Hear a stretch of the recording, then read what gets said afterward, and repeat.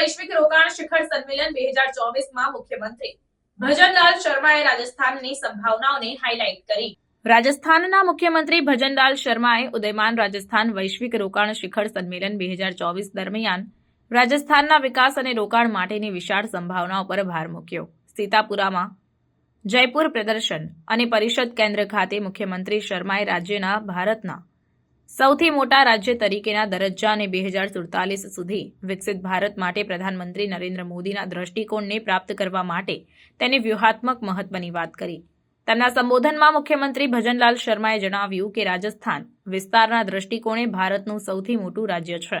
તેમાં વિકાસ અને રોકાણ માટે અપરિમિત સંભાવનાઓ છે। 2047 સુધી વિકસિત ભારત માટે પ્રધાનમંત્રી મોદીના સપનાને પૂર્ણ કરવા માટે અમે રાજ્યની અર્થવ્યવસ્થાને 5 વર્ષમાં બમણી કરવા માટે દરેક પગલું લઈ રહ્યા છીએ। આ શિખર સંમેલન આ દિશામાં એક મહત્વપૂર્ણ પગલું છે।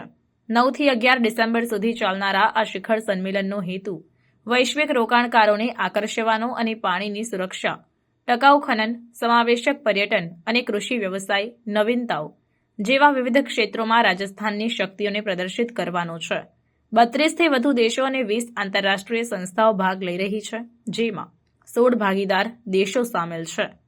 મુખ્યમંત્રી શર્માએ પણ જાહેરાત કરી કે રાજ્ય સરકારે નવીનીકરણ, ઉર્જા ઉત્પાદન અને પાયાની સુવિધાઓ જેવા ક્ષેત્રોમાં 30 લાખ કરોડના રોકાણ કરાર પર હસ્તાક્ષર કર્યા છે। શિખર સંમેલનમાં 12 ક્ષેત્રીય થીમેટિક સત્રો અને 8 દેશ સત્રોનો સમાવેશ થાય છે, જેમાં જીવનક્ષમ શહેરો માટે પાણી વ્યવસ્થાપન અને ઉદ્યોગોની બહુમુખીતા, ઉત્પાદન અને તેનાથી આગળ જેવા મુખ્ય થીમ પર ધ્યાન केंद्रित કરવામાં આવશે। राजस्थान क्षेत्रफल की दृष्टि से तो देश का सबसे बड़ा प्रदेश है ही, इसके साथ ही यहाँ निवेश और विकास की असीमित संभावनाएं भी हैं।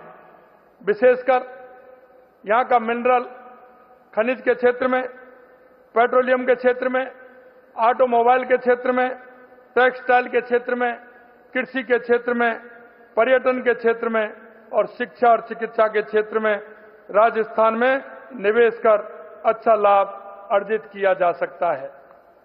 माननीय प्रधानमंत्री जी के विकसित भारत के सपने को साकार करने के लिए हम 5 वर्षों में राज्य की अर्थव्यवस्था को दोगुना करने का लक्ष्य लेकर सभी आवश्यक कदम उठा रहे हैं।